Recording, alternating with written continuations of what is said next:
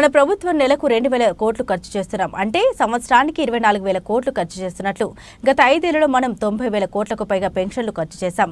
దేశంలోనే పెన్షన్ కోసం అత్యధికంగా ఖర్చు చేసే మనమే.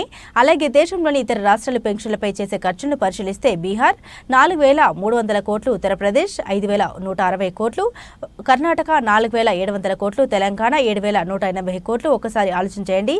రానున్న ఎన్నికలకు 4,000 ఇస్తామని, 6,000 ఇస్తామని అబద్ధాల హామీలు ఇస్తున్నారు. ఎలాగో ఇవ్వరు కాబట్టి 8,000 రూపాయలు ఇస్తామని కూడా చెబుతారు. మీరు ఎవరి మంచి చేస్తున్నారో, ఎవరు అబద్ధాలు చెబుతున్నారో గమనించాలని కోరుతున్నామన్నారు.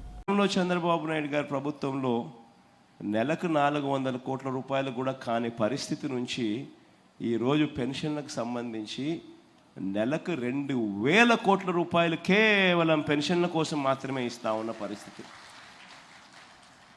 సంవత్సరానికి 24,000 కోట్ల రూపాయలు పెన్షన్ల రూపకంలో ఇస్తా ఉన్న పరిస్థితి.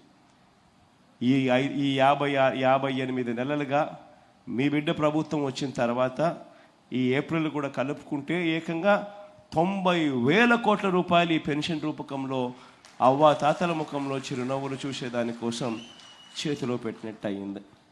నేను ఎందుకు ఈ మాట చెప్తా ఉన్నాను అంటే, ఒకసారి గమనిస్తే ఆంధ్ర రాష్ట్రంలో ఇచ్చేది సంవత్సరానికి 24,000 కోట్ల రూపాయలు సంవత్సరానికి ఇస్తా ఉన్న ఏకైక రాష్ట్రం ఆంధ్రప్రదేశ్ అయితే, దాని తర్వాత మీరు గమనిస్తే బీహార్లో చూస్తే 4,300 కోట్లు, ఉత్తరప్రదేశ్లో చూస్తే పెన్షన్ల కోసం ఇచ్చేది 5,160 కోట్లు, కర్ణాటకలో చూస్తే 4,700 కోట్లు, పక్కన తెలంగాణలో చూసినా కూడా 8,180 కోట్ల రూపాయలు. అంతే.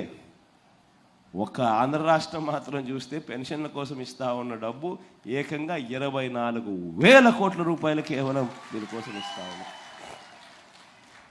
ఈ విషయాలన్నీ కూడా ఎందుకు చెప్తా ఉన్నాను అంటే, రేపొద్దున మోసం చేసేందుకు 4,000 అంటారు, 5,000 అంటారు, 6,000 అంటారు. ఇంకా అవసరమైతే మోసం చేయడానికి ఎలాగూ చేసేది లేదు కాబట్టి ప్రతి ఒక్కరికి 8,000 కూడా అంటారు.